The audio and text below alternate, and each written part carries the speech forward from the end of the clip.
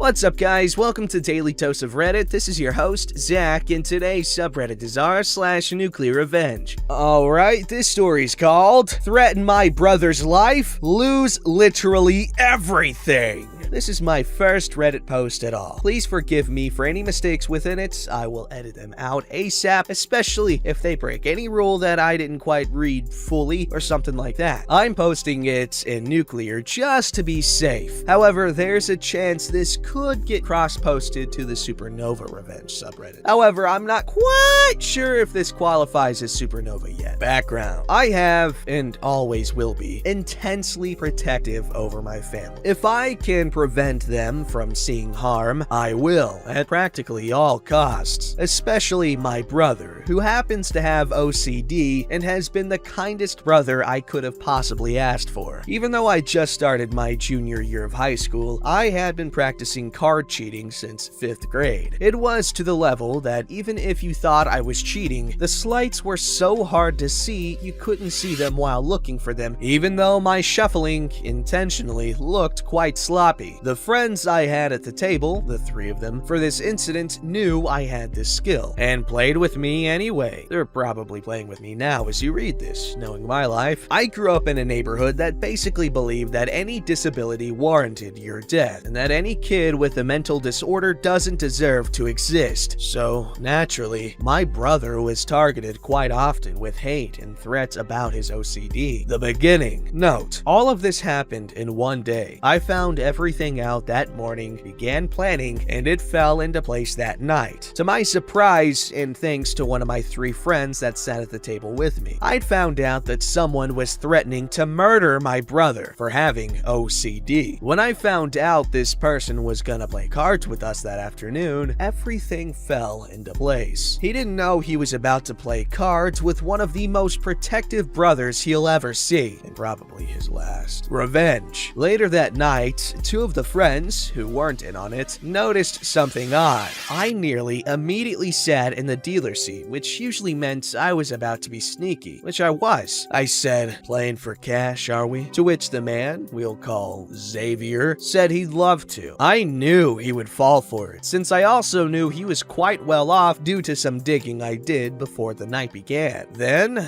we began to play. My friends began to notice that neither of them were losing, and that the man opposite the table was losing. My plan was showing itself. I was cheating the guy hard. He wouldn't stop either because I did the easiest trick in the book, making him have a really strong hand to think he had a shot, when in reality, I'd force a far better hand on one of my friends. In total, he lost around 300,000, 100,000 to each of my friends individually. Turns out, this was his entire savings, and naturally, when you pay your entire savings to some random kids, you'll lose some stuff. And boy, did this guy lose a lot of stuff. Note, I wasn't actually playing. Even though I was dealing the cards, me and my friends played against each other and not the dealer. So the dealer was only dealing and not playing, therefore, I never saw a cent of that money. Didn't want to either. Friends deserved it after keeping that facade up for just long enough for him to lose what he did. The aftermath. I found out later, when Xavier's wife noticed he had no more money left, she left him. Apparently, she was a gold digger and only married him to have money. He had no more money, so his job had to just barely pay for his bills and food, which then stopped as he took up alcohol after hitting a huge depression. His job fired him for showing up to work completely poo-faced, and he lost his house, his car, and every single belonging he had under a financing agreement. He was now homeless, alone, depressed, alcoholic. When winter came, he apparently didn't fare so well against the cold, especially after getting soaked by a splash from a car driving by, and eventually froze to death on the streets. I let my friends keep the money and treat themselves with it. The one that got the guy to the table especially deserved it, since he made the entire master plan fall into place. Honestly, I believe that this was only a tale of my execution of his master plan. As I said, I would protect my family at all costs. Didn't say say who had to pay those costs, did I? Also, it's 4:30 a.m. as I'm posting this. For those commenters that appear right after I post, I probably can't reply for a good bit. Sorry for that inconvenience. Yo, OP, were you camping or something when you wrote this? Because that was intense. Absolutely fascinating that in the comments, OP said this was in the United States. So, it's crazy that a place like that exists. Not the United States, the place, the OCD hatingville, where you hate people with OCD and want to kill them for having OCD, or just anything non-vanilla. I'm assuming it was like a rural area,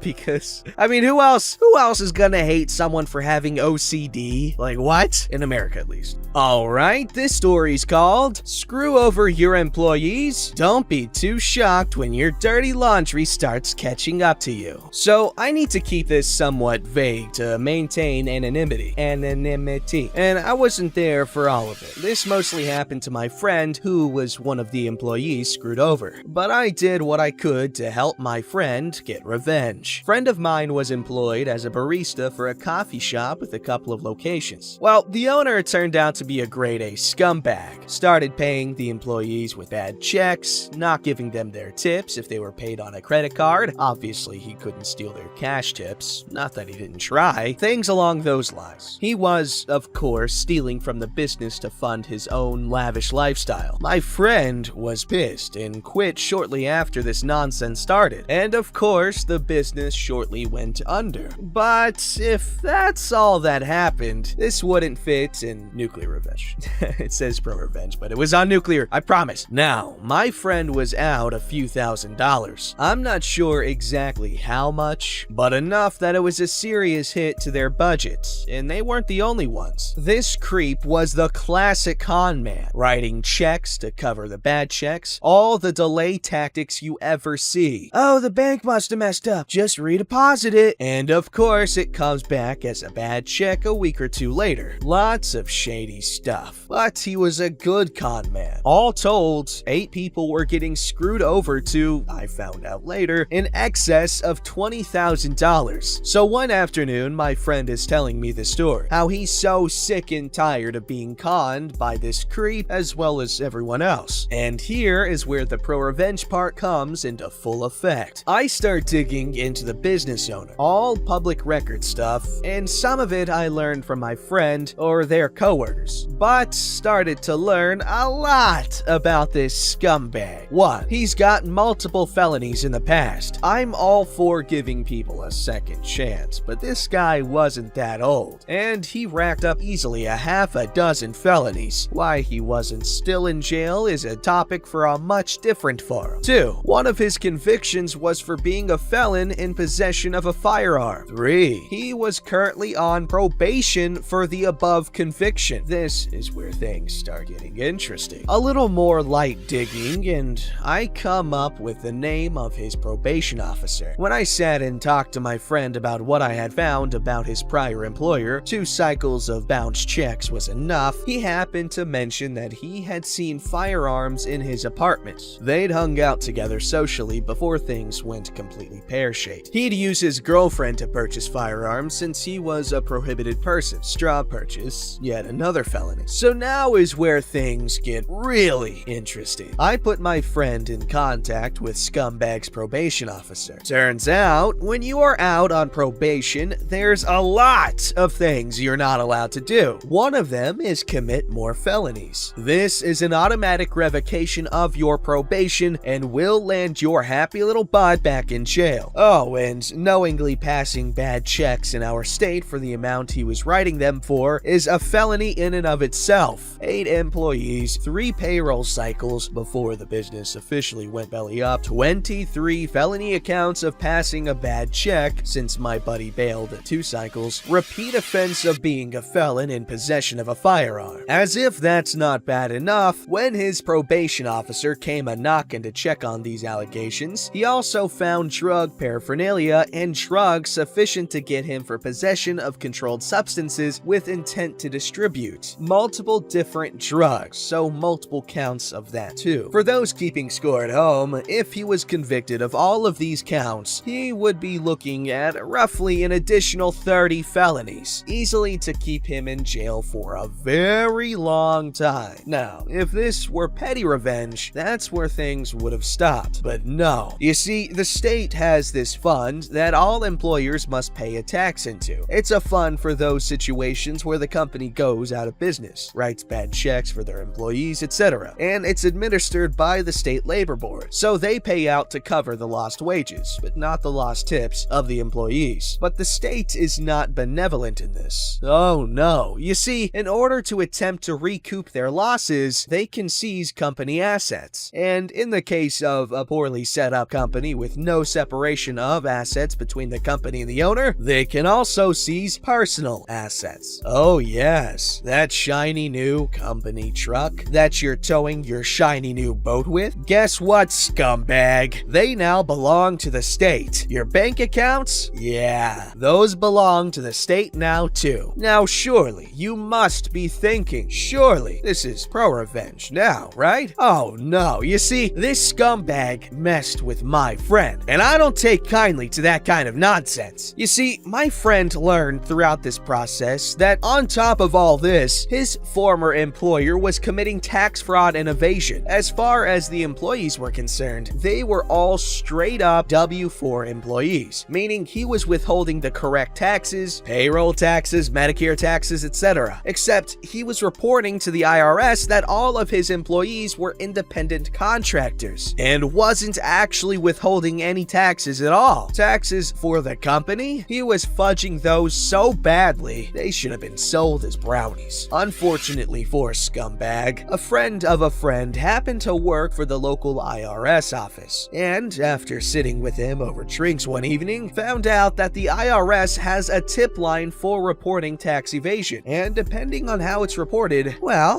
turns out that the person reporting the tax evasion may actually get a small percentage as a reward for turning in the tax cheat. So on top of facing 30 some odd felony charges, on top of having all his personal and company assets seized, scumbag now has the IRS chasing after him. That, dear readers, is nuclear revenge. I will update this as more developments come in. I can say that because this scumbag is such a scumbag, he is currently sitting in jail awaiting trial for domestic assault on his girlfriend. My friend and his co-workers have been interviewed by local police and the probation officer, as well as the IRS and the ATF for the straw purchases of the firearms his girlfriend. My understanding is that she's made a deal with the ATF to avoid charges for the straw purchases in exchange for her testimony against him. The DA and probation officer are waiting for him to be sentenced on domestic violence charges before they go after him for all the other stuff. That way, he has to serve the sentences consecutively. As far as the federal charges, who knows when those will be filed? But my understanding is that no matter when he's charged, he'll have to serve the federal time after his state prison time, and won't get any credit for time served in the state pen. Yow! He got.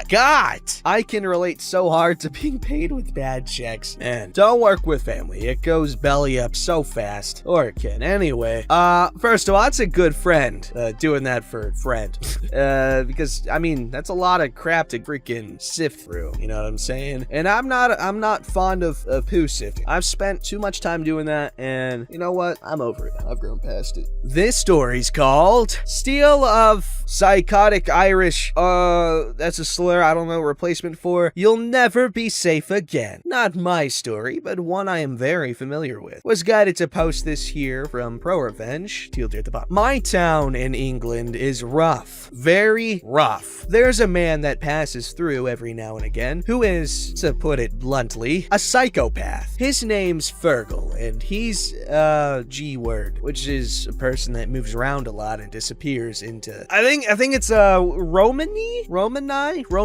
Let's say Romany, I don't know. Romany community. And if you even looked at him wrong, he might stab you. Seriously, he has killed people. He has a lot of friends in town. Drug dealers, felons, selling guns. I used to work in a shop that was owned by a drug dealer, and Fergal always came in when he was in town for a cup of tea. He liked me and always called me Butterfly for some weird reason. My boss came in the shop one day and said that a well-known scruff, he'd sell his own mother and rob the dead, who we'll call Tez, had stolen Fergal's chain, that had his beloved deceased grandmother's ring on it. Virgil was fuming. Virgil was coming back to town at his earliest convenience, but before he could, Tez was arrested for trying to rob the corner store with a rolling pin. Virgil wasn't having that. He had told everyone that he was going to kill him because there was no way to get the ring back. Virgil did what any sane person would do. He seriously assaulted someone to get arrested. He made sure it was on camera and stayed until the police got there. He was arrested and put in the same prison as Tez. Virgil managed to stab Tez in the legs, but told him that he wasn't finished, that he'd beat him so badly that he'll think he's going to kill him, but he won't. He will sometime, definitely, but he'll never know when. This was 3 years ago, and both are out. Tez has been beaten twice and he's moved town. Virgil knows where he lives and makes sure that Tez knows. Tez's brother said that he's terrified of Virgil and that he's scared of going out. Tez is a horrible person. He stole his mother's bank card and put her in debt with drugs, beat his pregnant girlfriend, and he left a 1-year-old in the bath alone. She barely survived and has damage to her brain due to lack of oxygen. That last bit was a bit morbid. I was watching that show Evil on Netflix. I recommend the hell out of that show. It's the hell out of that show.